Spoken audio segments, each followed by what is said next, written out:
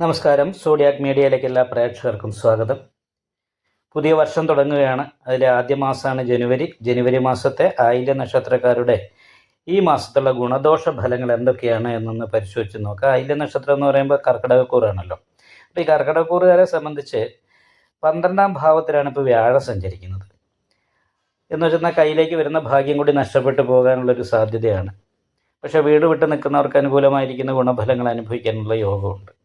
പക്ഷെ ഭാഗ്യസ്ഥാനത്ത് അലസപ്രേഷൻ നിര്യാണകാരകനായിരിക്കുന്ന ശനിയാണ്. ചില സമയത്ത് ഭാഗ്യക്കുറവ് പോലെയുള്ള പ്രശ്നങ്ങൾ ഉണ്ടാകാൻ സാധ്യതയുണ്ട്.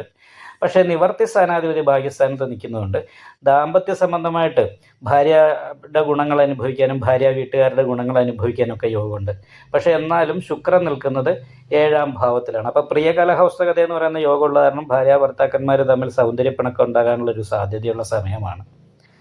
വാഹന സംബന്ധമായിട്ടും ധനനഷ്ടം പോലെയുള്ള കാര്യങ്ങൾ ഉണ്ടാകാനുള്ള സാധ്യതയുണ്ട്. പ്രത്യേകിച്ചും 17ാം തീയതിക്ക് ശേഷം 7ാം ഭാവത്തിലേക്ക് ബുധനും ചൊവ്വയും കൂടി വരുന്നുണ്ട്. അപ്പോൾ അതിനുശേഷം സ്ത്രീ സംബന്ധമായിട്ടുള്ള വിഷയത്തിൽ എന്തെങ്കിലും പ്രശ്നങ്ങളൊക്കെ ഉണ്ടാകാനോ അതേപോലെ തന്നെ വാഹന സംബന്ധമായിട്ട് ധനനഷ്ടം പോലെയുള്ള പ്രശ്നങ്ങൾ ഉണ്ടാകാനോ ഒക്കെ സാധ്യതയുള്ള സമയമായതുകൊണ്ട് പ്രത്യേകമായിട്ട് തന്നെ ശ്രദ്ധിക്കുകയും ദോഷങ്ങൾക്ക് നല്ല പരിഹാരം ചെയ്യാൻ ശ്രമിക്കണം. കാരണം 2ാം ഭാവത്തിൽ ക്ഷുദ്രകാരകനായിരിക്കുന്ന കേതുവാണ്. അപ്പോൾ കേതു 2ൽ നിൽക്കുന്ന കാരണം സാമ്പത്തിക ഞെരുക്കം നല്ല ഉദ്ദേശത്തോടുകൂടി സംസാരിച്ചാലും കേൾക്കുന്നവർക്ക് അപ്രിയമായിട്ട് തോന്നുക, ഇങ്ങനെയുള്ള കാര്യങ്ങളും ദുരിത ഭവനാധിപതി 7ാം ഭാവത്തിൽ നിൽക്കുന്ന കാരണം കൊണ്ട് മറ്റുള്ളവർ അപ്രിയമായിട്ട് സംസാരിക്കുന്നത് കേൾക്കുന്നത് അല്ലെ പെരുദോഷം പോലെയുള്ള കാര്യങ്ങൾക്ക് വരെ യോഗമുള്ള സമയമാണ്. അപ്പോൾ ദശാസംബന്ധം കൂടിയായിട്ട് ദോഷമാണെങ്കിൽ നന്നായിട്ട് ശ്രദ്ധിക്കണം. കാരണം നമുക്ക് അഷ്ടമത്തിലാണ് രാഹു നിൽക്കുന്നത്. അപ്പം അഷ്ടമത്തിൽ നിൽക്കുന്ന രാഹു നടുവേദന പോലെയുള്ള രോഗങ്ങൾ ഉണ്ടാക്കാൻ സാധ്യതയുണ്ട്. മുഖത്ത് വരുന്ന രോഗങ്ങൾക്ക് യോഗമുള്ള സമയമാണ്. അതേപോലെ തന്നെ നല്ലത് പറഞ്ഞാലും കേൾക്കുന്നവർക്ക് അപ്രിയമായിട്ട് തോന്നാൻ സാധ്യതയുള്ള സമയമാണ്. അഗ്നേയഗ്രഹമായിരിക്കുന്ന സൂര്യൻ 7ൽ നിൽക്കുന്നത് ചൊവ്വയോട് യോഗം ചെയ്തിട്ടാണ്. ചൊവ്വയോടെ രുചകായോഗം ചെയ്ത് നിൽക്കുന്നതാണ് ഉത്സാഹം വർദ്ധിക്കും, ശൗര്യം വർദ്ധിക്കും. അപ്പോൾ എടുത്തിയാട്ടമൊക്കെ കുറച്ച് കൂടാനുള്ള സാധ്യതയുണ്ട്. കുറേ ഗുണഫലങ്ങൾ ഉണ്ടാകും പഞ്ചമഹാപുരുഷത്തിലെ രുചകായോഗം ഉള്ളത് കാരണം കൊണ്ട്. എന്നാൽ അതിനോടൊപ്പം തന്നെ എടുത്തിയാട്ടം പോലുള്ള കാര്യങ്ങളുള്ളത് കാരണം കൊണ്ട് കുറച്ച് വിഷമങ്ങൾക്കും യോഗമുണ്ടെന്ന് വെച്ചാൽ ദാമ്പത്യ സംബന്ധമായിട്ട് ഭാര്യയ്ക്ക് രോഗാവസ്ഥയോ ഭാര്യയ്ക്ക് പെട്ടെന്ന് ദേഷ്യവും എടുത്തിയാട്ടം കൂടുകയോ ഒക്കെ ചെയ്യാനുള്ള സാധ്യതയുള്ളത് കാരണം കൊണ്ട് അത് മാനസികമായിട്ട് ടെൻഷനും പ്രശ്നങ്ങളും ഉണ്ടാക്കാനുള്ളൊരു സാധ്യതയും കൂടി ഉണ്ട്.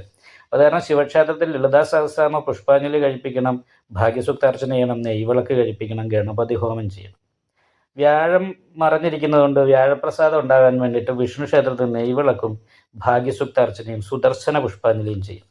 അതേപോലെ തന്നെ അയ്യപ്പ ക്ഷേത്രത്തിൽ നീരാഞ്ജനം വഴിപാട് ചെയ്യുന്നതിനോടൊപ്പം തന്നെ നാഗപൂജയും ചെയ്യും.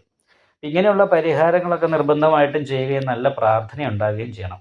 വീട് വിട്ടു നിൽക്കുന്നവരെ സംബന്ധിച്ച് അനുകൂലമായിരിക്കുന്ന ഗുണഫലങ്ങൾക്ക് യോഗമാണ്. അതുപോലെ തന്നെ തൊഴിലിൻ്റെ കാര്യത്തിൽ സ്ഥാനക്കയറ്റം പോലുള്ള കാര്യങ്ങൾക്കൊക്കെ യോഗമുണ്ട്. 10ാം ഭാവാധിപതി ഉച്ചബലവാനായി വരുന്ന കാരണം 15ാം തീയതിക്ക് ശേഷം അനുകൂലമായിരിക്കുന്ന ഗുണഫലങ്ങളൊക്കെ തൊഴിലുമായിട്ട് ബന്ധപ്പെട്ടുണ്ടാകാനുള്ള സാധ്യതയുണ്ട്.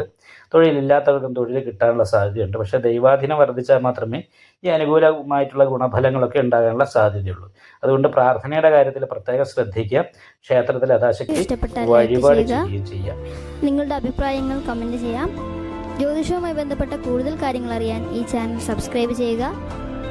ഞങ്ങളുടെ ഓൺലൈൻ കൺസൾട്ടൻസി നമ്പർ താഴെ ഡിസ്ക്രിപ്ഷൻ ബോക്സിൽ കൊടുത്തിട്ടുണ്ട്. ആവശ്യമുള്ളവർക്ക് കോൺടാക്റ്റ് ചെയ്യാവുന്നതാണ്.